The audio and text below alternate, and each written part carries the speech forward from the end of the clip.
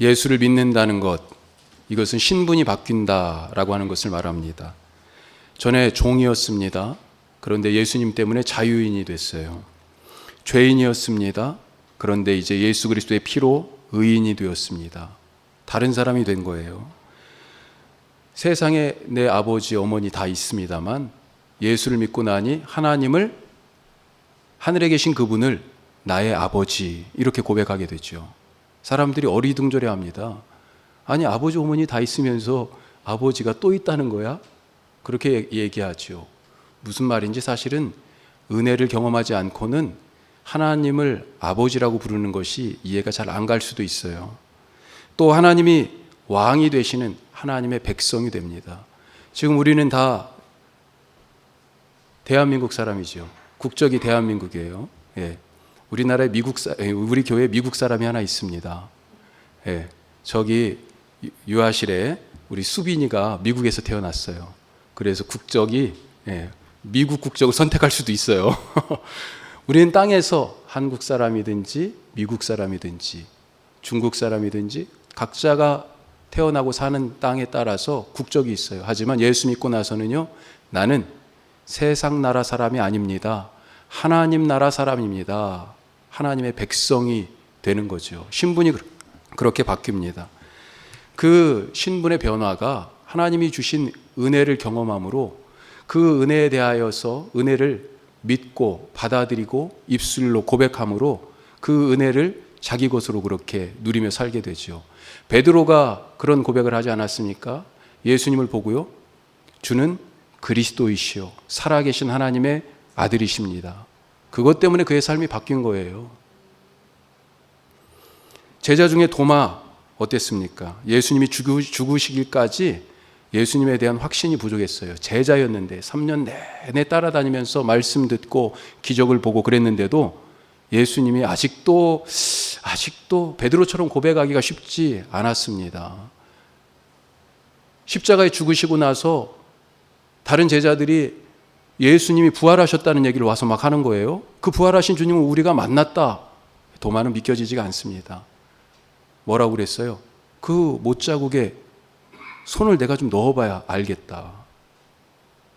그 믿음의 수준에 맞춰서 예수님이 나타나셨잖아요. 그래서 손을 내밀어 주셨습니다. 여기 못 믿겠거든. 여기에 네 손가락 좀 넣어봐라. 네 손을 내 옆구리의 이 창자국에 넣어서 좀 만져봐라. 도마가 드디어 이 부활하신 예수님을 보고 나의 주, 나의 하나님, 이렇게 고백했습니다. 그렇습니다. 예수님은 죄의 종으로 살던 우리를 구원하신 분입니다. 자기 목숨으로 값을 치르시고 우리 생명을 사셨습니다. 우리가 원래 죄의 종이었잖아요. 그러니까 주인이 누구였어요? 죄였습니다. 마귀였어요. 마귀 자식이었어요. 마귀의 소유였어요. 어떻게 해야 됩니까? 옛날에 종을 사오려면 우리 집에 일꾼이 필요한데 어떻게 했어요? 종이 지금 누구의 소유 아닙니까? 그 사람에게 가서 그 사람의 그 종의 몸값을 내고 사와야 되지 않았어요? 우리의 몸값을 내고 죄에게 값을 치르고 우리를 사오셨어요. 우리의 몸값이 얼마입니까? 마귀에게 얼마만큼 줬어요? 죄의 삭은 사망이요. 죄의 값이 목숨입니다. 목숨. 그래서 예수님이 당신의 목숨을 내어주시고 우리를 사오신 거예요. 그렇게 하셔서 우리를 자기처럼 하나님의 딸, 하나님의 아들 되게 하셨습니다. 우리를 구원하시려고 자기 목숨으로 죄값을 치르시고 우리 생명을 사셨기 때문에 우리는 누구 것입니까? 예수님의 것입니다. 예수님이 사오셨잖아요. 예수님이 우리 주인이십니다. 베드로가 이것을 알고 주는 그리스도시요. 그리스도가 무슨 뜻이에요? 내 삶의 주인이라는 뜻이잖아요. 예. 나를 다스리는 분, 나의 주인이 바로 당신이십니다. 이런 고백이죠. 도마도 이 의심의 터널을 지나서 나의 주, 나의 하나님, 이렇게 고백했습니다. 바울은 어땠을까요? 부활하신 예수님 만나고 고린도전서에서 이렇게 말씀합니다. 우리 말씀 같이 한번 읽어보죠. 자, 고린도전서 6장 말씀입니다. 예, 같이 읽습니다. 너희는 너희 자신의 것이 아니라 값으로 산 것이 되었으니 그런즉 너희 몸으로 하나님께 영광을 돌리라. 뭐라고 써 있어요? 너희는 너희 것이 아니라 분명히 선언하고 있습니다. 그건 고린도 교인들을 향해서만 하는 얘기가 아니고 바로 나도 그렇다라고 하는 바울의 고백 아니겠어요? 내 몸은 이제 내 것이 아닙니다. 당신들도 당신 것이 아닙니다. 값으로 샀습니다. 예수님이 사셨습니다. 이 고백이 지금 나의 고백입니까? 예수님이 나의 주님이십니까? 우리의 삶에 이 고백이 넘치시길 바라고 축복합니다. 오늘 우리가 이사야 말씀을 읽었어요. 이 이사야 말씀에도요, 분명하게 이 부분에 대하여 말씀하고 계세요. 우리가 누구 건지. 1절 말씀 보시죠. 자, 1절 같이 다시 읽겠습니다. 1절. 야곱아, 너를 창조하신 여호와께서 지금 말씀하시느니라. 이스라엘아, 너를 지으신 이가 말씀하시느니라. 너는 두려워하지 말라. 내가 너를 구속하였고 내가 너를 지명하여 불렀나니 너는 내 것이라. 아멘. 너는 내 것이다. 분명히 말씀하시잖아요. 이사야가 지금 말하고 있습니다. 이사야가 언제적 사람인가? 이사야가 사실은 남왕국 히스기야 왕 시대에 활동을 했습니다. 이스라엘이 우리처럼 남과 북으로 나눠져 있었잖아요. 이사야가 활동했을 남왕국 히스기야 시대에 북왕국이 사실은 멸망했어요. 그리고 그로부터 약 한 140년쯤이 지나서 남왕국도 바벨론에게 멸망했습니다. 자, 그런데 오늘 말씀은 대부분의 학자들에 의하면 이사야가 66장까지 있는데 이사야 39장까지가 우리가 알고 있는 히스기야 시대의 이사야 이렇게 생각하고요. 40장부터는 이 말씀의 논조가 확 다릅니다. 그런 것들을 통해서 대부분의 구약학자들이 이 부분은 우리가 알고 있는 역사적인 이사야 말고 익명의 어떤 선지자가 썼을 거다. 그래도 계속 이사야서에 통째로 묶여있기 때문에 그것을 좀 쉽게 제2 이사야 이렇게 부릅니다. 자, 그럼 이거 언제 쓰여졌을까? 역사적인 이사야가 예언한 140년 정도 지나고 나서 이 남왕국 유다도 완전히 바벨론에 의해서 멸망했는데 멸망되면서 어떻게 됐어요? 왕도 잡아가고 제사장도 잡아가고 백성의 고관들도 다 잡아가고 기술이 있다는 사람들도 다 잡아가고 웬만한 사람들은 다 잡아갔어요. 다 잡아가. 포로로 끌려갔죠. 그리하여서 지금 우리가 새벽마다 에스겔 말씀을 읽고 있습니다만 에스겔 그 바벨론의 유프라테스 강의 지류인 그발 강가 같은데 그런 데다 버려놓은 거예요. 거기에서 살도록. 이 사람들이 무슨 꿈이 있었겠어요? 무슨 희망이 있었겠어요? 왕도 끌려왔었어요. 여호야긴 왕이 끌려왔었고요. 마지막 왕이었던 시드기야는 어떻게 끌려왔냐? 누나를 뽑혀가지고 자기 아들들을 자기 앞에서 자기 아들들이 죽는 것을 그걸 보게 한 다음에 눈을 뽑아가지고 쇠사슬에 묶어가지고 바벨론으로 데려갔어요. 아니 왕이 그런 대우를 받으면서 지금 끌려왔는데 백성들은 어떤 처지겠어요? 지금 바벨론을 대항할 힘이 없습니다. 세상에. 애굽도 지금 쩔쩔매고 깨갱하고 있어요. 그 누구도 그 바벨론의 권세와 힘 앞에서 기지개 펼 수가 없습니다. 포로로 그렇게 잡혀왔습니다. 내일에 대해서 희망이 있겠습니까? 미래를 꿈꿀 수 있겠어요? 아무런 희망과 아무런 가능성을 엿볼 수 없는 그 시점에 바로 하나님의 선지자를 통하여 오늘의 말씀을 주셨다라고 하는 것입니다. 오늘의 말씀의 자리가 바로 그와 같은 배경 가운데 있는 것이에요. 그 속에서 아무런 계획도 바랄 수 없고 구원도 갈망할 수 없고 내일에 대하여 꿈꿀 수 없는 그 속에서 하나님이 지금 오늘 뭐라고 말씀하세요? 두려워하지 말라. 걱정하지도 말라. 내가 너를 구원하였다. 내가 너를 이 포로된 땅에서 건져낸다. 말씀하고 계시는 것입니다. 그 이유가 뭐예요? 이스라엘의 창조주다 내가 이스라엘을 너희들을 내가 지었다. 내가 네 이름을 잊지 않고 있다. 네 이름을 지명하여 불렀나니 너는 내 것이다. 오늘 2절 말씀에서는 뭐라고 말합니까? 물과 불 같은 시험에 대해서 얘기하죠. 물과 불의 시험 속에서도 구원하십니다. 물의 시험이 어떤 것입니까? 생각나는 게 있죠. 물의 시험. 노아 시대의 전 지구적인 홍수. 또 어떤 것이 생각납니까? 물 하면? 홍해 바다가 생각나지 않습니까? 하나님은 그 속에서 모든 생명들이 죄 때문에 심판받는 그 속에서 노아와 그 가족을 살려주셨어요. 방주를 통해서. 그 물 가운데 지날 때도 내가 너를 건질 것이다. 종살이하던 땅에서 하나님의 약속을 따라서 탈출을 했습니다. 이스라엘 백성들이. 그런데 탈출하자마자 어떤 위기가 있었어요? 뒤에 바로의 군대가 오고 앞에는 바닷물이 딱 가로막고 있잖아요. 홍해가 있잖아요. 어떻게 하셨어요? 그 가운데서 하나님이 길을 내지 않으셨습니까? 너희가 물 가운데로 지날 때에도 그렇게 말씀하고 계세요. 물이 너희를 침몰치 못할 것이다. 불의 시험도 말씀하시죠. 어떤 시험이 생각납니까? 소돔과 고모라가 생각나죠. 그런데 그 속에서 롯의 가족을 하나님이 살리셨어요.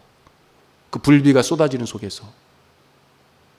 비슷한 이 포로기의, 이 바벨론의 포로기의 이 시절 속에서도 불시험이 있었습니다. 가장 먼저 포로로 잡혀왔던 다니엘과 그 친구들. 이 다니엘의 세 친구들이 하나님만 섬긴다는 이유로 불가마 속에 던져졌잖아요. 얼마나 이 불덩어리가 뜨거웠으면 이 친구들을 던지던 사람들이 타 죽었다고 돼 있습니다. 그런데 불가마 속에 던졌는데, 이 세 친구를 던졌는데 어떻게 됐어요? 사람들이 쳐다보니까 넷이 돌아다니고 있네요. 하나님이 그 속에서 살리셨잖아요. 3절 4절 말씀은 또 어떤 것입니까? 세상의 어떤 나라도 너희를 위하여 내가 다 값으로 지불하겠다. 애굽도 구스도 스바도 너희들 대신에 다 내주겠다. 자기 백성의 생명보다 귀한 것은 없다. 그렇게 말씀하십니다. 그러면서 하나님의 소유된 백성을 사방에서 모으시겠다는 거예요. 동쪽아, 남쪽아, 서쪽아, 북쪽아, 내 백성을 내놔라. 다 오게 하라. 사방에서 모으시며 하나님의 그 땅으로 다시 불러 세우시는 거지요. 그렇게 부르시는 그 이유가 오늘 읽은 마지막 7절 말씀 가운데 있습니다. 자, 7절 한 번 더 읽어보죠. 7절.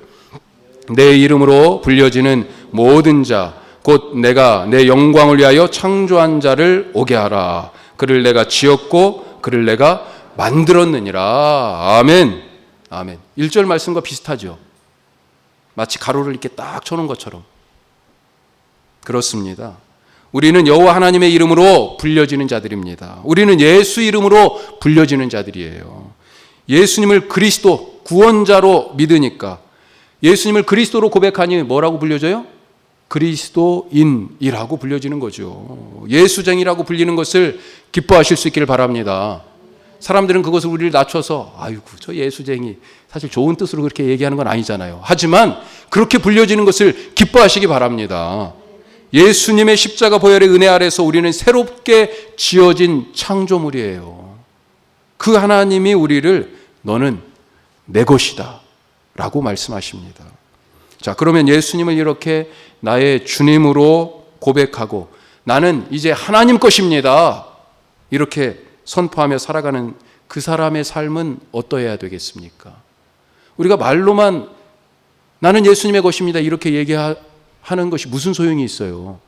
이 교회, 이 건물, 이 시간 안에서만 그래요, 나는 하나님의 것입니다 이렇게 얘기하고 찬송하는 것이 이게 어떤 의미가 있어요? 이 고백에서부터 물론 출발하지만 이 고백을 바로 이 시간 다음부터 이 건물을 나가면서부터 그대로 살아야 되지 않겠습니까? 이렇게 고백하는 삶은 어떤 삶을 살아갈 수 있을까? 2008년에 경북 상주에서 우리나라에 엄청난 보물이 발견됐습니다. 뭔지 아십니까? 요 근래에도 이것 아주 논쟁이 됐었어요. 우리 아시는 분이 계세요. 네. 배 아무개 씨라고 하는 분이 자기 집을 수리하다가 뭘 발견했냐? 훈민정음 해례본을 발견했다는 거예요. 이 훈민정음 해례본, 우리가 훈민정음이라고 그러면 한글 이렇게 얘기하죠. 그런데 한글이라고 그러면 사실 기역, 니은, 디귿, 리을 머릿속에는 다 있고 뭐 글씨도 써볼 수는 있지만 그건 어떤 의미에서는 무형의 가치예요. 이것이 훈민정음 한글이 무엇인지에 대한 그 창제의 원리와 사용의 이치에 대하여 쭉 설명해 놓은 책이 있어요. 그게 훈민정음 해례본입니다. 원래는 1940년에 안동에서 발견된 것, 이거 딱 하나 있었습니다. 이 하나 발견된 안동본이 국보 70호예요. 그리고 2000년대 후반에 들어서 세계문화유산에 등재가 되어 있습니다. 정말 보물 중에 보물이죠. 그런데 이 딱 하나밖에 있던 것이 정말로 그렇게 귀한 것이 하나밖에 없었는데 하나 더 상주에서 발견된 거예요. 자, 그런데 이 배아무개 씨가 자기 집 수리하다 발견했다고 그랬잖아요. 그런데 그 이야기를 듣고 조아무개라는 골동품상 아저씨가 아니다, 그거 우리 집에서 훔쳐간 거다, 그런 거예요. 소유권 논쟁이 시작된 것입니다. 그 논쟁이 아주 복잡한 과정을 거쳐서 그 사이에 이 골동품상 아저씨는 돌아가셨어요. 그러면서 얼마 전에 뭐라고 판결이 났냐, 이 훈민정음 해례본은 국가 소유다, 이렇게 대법원이 판결을 냈습니다. 여러분은 누구 거라고 생각하고 계십니까? 이 지금 소장하고 있는 그 사람이요, 아직도 그런데도 안 내놓고 있어요. 얼마 달라고 그럽니까? 1,000억 달라는 거예요. 1,000억. 1,000억을 주면 내놓겠다는 거예요. 대단하죠? 누구 거라고 생각하세요? 세상살이가 사실은 이것이 내 것이네, 이것은 네 것이네, 이건 내 거야, 내 거야, 내 거야 하면서 서로 자기 것을 주장하는 그런 거 아닌가요?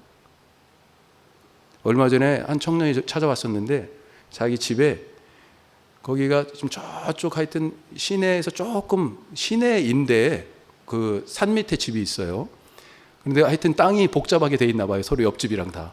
자기 집에 그동안에 에어컨을 안 달았대요. 그런데 옛날 집인데 에어컨을 하나 놨답니다. 그 실외기를 바깥에 설치해야 되잖아요. 그 자기 집에 붙여가지고 놨다는 거예요. 그런데 그걸 옆집에서 와가지고 뭐라고 그랬다는 거지. 자기 땅 위에 이 실외기가 있다고. 어이가 없죠? 이 얘기를 듣는 이게 얼마나 황당하고 참 당황스러운지. 세상 살아가는 게 이거 내 거다, 내 거다, 내 거다 하면서 이 지금 실외기 이만큼 결국 이거 아니에요. 그게 내 땅이라고 주장하면서 그거 떼어 옮기라고 얘기한다니까요. 언젠가 제가 꿈속에서 차를 잊어버렸습니다. 아무리 이 키를 눌러도 차가 반응을 안 해요. 어디다 차를 세워놨는지 모르겠어요. 분명히 여기 세운 것 같은데. 제가 한 15년 이상 됐을 것 같은데 그 전에 코엑스에 주차를 한 적이 한번 있었습니다. 코엑스 주차장이 엄청나게 넓어요. 거기에 제일 처음에 딱 주차장에 들어가서 몰랐죠. 그때는 어디에다 파킹했는지 번호를 딱 보고 나왔어야 되는데 나중에 가서 한 20-30분은 막 다 눌러보면서 찾고 다녔던 것 같아요. 결국 찾긴 찾았습니다만 그 기억 때문에 그런지 꿈에서 차를 잊어버렸어요. 야, 이거 어떻게 하냐. 내 이름으로 돼 있는 제일 귀한 재산이 바로 이건데 이 차 잊어먹어서 이거 어떻게 하나. 발을 동동 굴렀습니다. 나중에 꿈 깨고 나서 얼마나 감사하든지. 꿈에서 잃어버리면 뭐하고 찾으면 뭐합니까? 꿈에서 더 큰 집에서 살면 뭐하고 좀 작으면 어떻습니까? 눈 뜨면 아무것도 아니잖아요. 마찬가지로 세상에 보이는 이 모든 것들 눈 감으면 아무것도 아닙니다. 세상에서의 삶은 내 것이 없으면 불안합니다. 걱정되고요. 때로는 없다고 무시당하기도 하고요. 그래서 이 집도 내 것, 이 차도 내 차, 이 옷도 내 옷, 더 많은 것을 내 것으로 갖기 위해서 애쓰는 것이 세상살이의 모습입니다. 보이는 것뿐만 아니라 안 보이는 것도 내 것 내 것 많이 하잖아요. 어떤 것들이 있습니까? 안 보이는 것 중에서 내 감정, 내 시간, 내 건강, 내 경험, 내 지식, 내 시간, 예, 정말 귀하죠. 내 계획, 내 결정, 내 미래, 내 생명. 그러면서 자꾸 내 것과 네 것을 구분을 해요. 그리고 여기서 더 나가면 내 것은 좋은 것, 옳은 것, 네 것은 나쁜 것, 열등한 것 하면서 딱지를 딱 붙입니다. 내 감정이 맞고 네 감정은 틀렸다. 그렇게 얘기하죠. 왜 그렇게 느껴? 내가 느낀 게 맞다는 거죠. 당신이 그 느낌을 이해할 수 없다는 겁니다. 내 판단과 생각과 관점이 맞고 그 사람이 생각하는 그것은 틀렸다라고. 왜 그렇게 생각해? 의아해하죠. 내 것이 낫다 싶으면 괜한 자부심에 우쭐대고, 반대로 저 사람이 맞는다라고 느껴질 때는요, 괜히 쪼그라들고 움츠려듭니다. 초라하게 느껴지죠. 자, 그런데 내 것이라고 생각하고 소유권을 주장하던 이것들이 정말 다 내 것이 맞습니까? 이것들의 주인이 나 맞아요? 이거 누구 겁니까? 전에도 한번 여쭤봤는데 이거 누구 거예요? 제 거예요? 맞아요, 제 거예요. 제가 AK에 가서 산 겁니다. 이거. 예? 대부분의 것은 홈쇼핑에서 사는데 이건 AK 가가지고 제가 직접 보고 산 거예요. 예? 많이 투자했어요. 내 겁니다. 맞아요? 그런데 제 거, 제가 사기 전에는 누구 거였습니까? 이게 처음부터 제 거였어요? 로마서 11장에서 분명히 바울이 이렇게 얘기합니다. 자, 로마서 11장 말씀 한번 읽어보시죠. 같이 읽습니다. 이는 만물이 주에게서 나오고 주로 말미암고 주에게로 돌아감이라. 그에게 영광이 세세에 있을지어다. 아멘. 아멘. 만물이, 나도 포함되는 거죠. 내가 가진 것도 다 들어가 있습니다. 만물이 어떻게 해요? 주에게서 나오고 from him 이렇게 돼 있어요. 주로 말미암고 through him, 또 주에게로 to him. 시작도, 과정도, 마침도 다 예수님이라는 거예요. 성경을 믿으시기 바랍니다. 세상에 있는 모든 것이 다 주님 것입니다. 내 것이 하나도 없어요. 만물이 다 주로 주에게서부터 나오고 주로 말미암고 주에게로 돌아가는 것입니다. 빈몸으로, 빈손으로, 맨몸으로 이 땅에 왔다가 빈손으로, 맨몸으로 이 땅을 떠납니다. 누가복음 12장에 나오는 한 사람, 이 사람은 부자였는데 이걸 몰랐어요. 그래서 뭐라고 이 사람을 얘기하냐면 어리석다 이렇게 표현했습니다. 이 세상에 싸우면 영원할 줄 알았어요. 내 목숨, 내 재물 모두 다 자기 것인 줄 알았습니다. 하지만 하나님은 그날 저녁 이 어리석은 사람의 그 영혼을 데려가죠. 소유가, 그 생명의 그 소유의 주인이 누구인지 분명히 보여주십니다. 이스라엘 백성들이요, 가나안 땅에서 살았잖아요. 그런데 그 땅 어떻게 얻었습니까? 이집트에서 탈출해서 광야에서 40년 동안 트레이닝 받은 후에 요단강 건너왔어요. 야, 이제 약속한 땅이구나. 하나님이 우리에게 주신 땅이구나. 딱 들어가 보니까 어떻습니까? 처음부터 여리고성이 딱 버티고 있잖아요. 이 가나안 땅에서 제일 견고한 성 여리고성이 딱 버티고 있습니다. 싸웠어요. 목숨을 걸고 싸웠습니다. 한 번도 제대로 그냥 얻은 적이 거의 없어요. 여호수아가 목숨을 걸었고요. 삼손이 비참하게 죽었습니다. 마지막 사울 왕까지도 전쟁터에서 죽었어요. 다윗이 그 모두를 평정하고 이 땅을 하나님의 땅으로 그렇게 온전하게 회복하기 전까지 이런 일들이 있었어요. 그리고 다윗 이후로 이제 가나안 땅을 내 땅처럼 여기며 사실은 살았잖아요. 그런데 그렇게 내 땅처럼 이제 또 몇백 년을 그렇게 지나면서 살면서 이것이 내 땅이다 생각했는데 그것이 내 땅이었습니까? 사실 하나님은요, 이 이스라엘 백성들이 가나안 땅에 들어가기 전부터 그 땅에 대해서 하신 말씀이 있습니다. 우리 레위기 말씀 한번 보죠. 자, 뭐라고 되어 있는지 같이 읽습니다. 땅은 원래 나의 것이므로 너희는 땅을 아주 팔지는 못할 것이다. 너희는 내 땅에서 잠시 동안 사는 외국인이요 나그네일 뿐이다. 땅이 원래 누구 거요? 하나님 거라고 돼 있잖아요.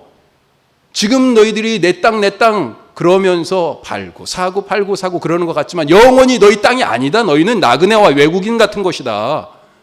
그래서 7번의 안식년이 지나고 나면 그 땅을 원래 주인에게 되돌려줘라. 이런 희년이라고 하는 법칙을 만들어서 주셨잖아요. 내 것이라고 주장하지 말라는 거예요. 원주인은 바로 나다. 하나님이 그렇게 말씀하고 계시는 것입니다. 가나안 땅, 이스라엘 것이 아닙니다. 모세가 인도에서 거기까지 왔죠. 모세 것도 아닙니다. 여호수아가 싸워서 얻었죠. 여호수아 것도 아니에요. 다윗 것도 아닙니다. 그 땅은 하나님의 것입니다. 하나님의 아들 아브라함에게 아들을 바치라고 그랬었어요. 어떤 아들이에요? 100살에 얻은 외아들 이삭. 이 아들을 바치라고 하는 이 말은요, 이삭이 누구 것이냐라고 물어보시는 것입니다. 사실 이삭 누구 거냐? 내 것이면 바치기가 어렵죠. 하지만 이 아들은 내 것이 아니라 하나님 것이고 하나님이 달라 하시니 드리는 것입니다. 하나님이 소유이니 죽이는 것도 살리는 것도 하나님 뜻 아니겠습니까? 내 생명도 사실 마찬가지입니다. 내 목숨 내 것이 아니잖아요. 하나님의 것이니 죽고 사는 것이 내게 달려있지 않고 하나님께 달려있는 것을 믿으시기 바랍니다. 우리가 손에 악착같이 붙잡으면서 내 것이라고 주장하는 것들도 다 마찬가지예요. 대체 세상에 내 것이 어디 있어요? 예수님을 나의 주, 나의 하나님으로 고백하는 사람은 내 것이 아니라 하나님 것입니다. 이렇게 고백합니다. 자기 소유권을 주장하지 않아요. 소유권에 대하여 죽었습니다. 한 가지 더 말씀을 드리면 예수님이 십자가를 지시기 위해서 예루살렘에 입성하실 때 나귀 타고 들어가셨어요. 그런데 그 나귀가 처음부터 예수님에게 있었던 것이 아니죠. 그래서 성에 들어가시기 바로 전에 제자들 둘을 맞은편 마을로 보냅니다. 나귀가 거기 가면 묶여있는 나귀가 있을 것이다. 그 나귀를 풀어가지고 와라. 이 제자들이 좀 당황스럽지요. 그걸 어떻게 막 풀어갖고 올까? 이런 마음, 아마 그런 생각을 하고 있었을 것 같아요. 그때 예수님이 만약에 누군가가 그거 왜 가져가냐 라고 따져 묻거든 주님이 쓰시겠답니다 라고 말하라고 그렇게 당부해서 보내죠. 정말로 그 성에 딱 들어가 보니까 어떻게 돼 있어요? 나귀가 있는 거예요. 묶여있는 나귀가. 옳지, 잘 됐구나. 저 나귀구나. 예수님이 말씀하신 게. 풀어가지고 오려고 그러는데 아니나 다를까 이 나귀가 아마 한 사람이 주인이 아니었던 것 같아요. 여러 사람이, 주인들이 이 나귀를 놓고 당신들 지금 뭐 하는 거야? 왜 남의 나귀를 가져가는 거지? 이 도둑 이렇게 얘기하려고 하는데 이 제자들이 뭐라고 그랬어요? 그렇죠. 예수님이 가르쳐 주신 대로 말합니다. 예수님이, 주님이 쓰시겠다고 합니다. 놀랍게도 이 나귀의 주인들이 순순히 제자들에게 나귀를 내줬습니다. 이게 성경의 이야기죠. 원래 주인이 쓰시겠다고 찾습니다. 어떻게 하시렵니까? 내 시간의 주인이 내 시간을 쓰기를 원하십니다. 어떻게 하실 거예요? 내 시간을 쓰기를 원하는데 나 시간 없어요. 그 시간을 내 것이라고 생각하니까 나 시간 없어요 라고 하는 말이 나오는 것 아니겠어요. 내 것인 것처럼 말하지 마시기 바랍니다. 내 물질의 주인이 내 물질 쓰기를 원하십니다. 내 생명의 주인이 내 생명 쓰기를 원하셔요. 그것에 순종한 사람들은 어떻게 됐습니까? 그래서 목숨을 드리며 순교하지 않았습니까?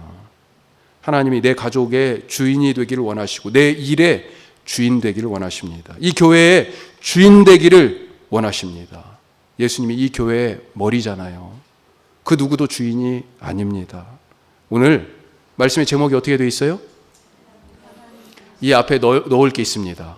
뭘 넣고 싶으세요? 나? 예, 우리 나를 넣어서 한번 해봅시다. 나는 하나님의 것입니다. 자, 큰 소리로 외칩시다. 나는 하나님의 것입니다. 맞습니까? 무엇을 갖고 있습니까? 무엇을 또 내 것이라고 얘기합니까? 그것을 하나님의 것입니다 라고 고백하실 수 있는 그런 믿음의 삶이 되시기를 주님의 이름으로 축복합니다. 기도드리겠습니다.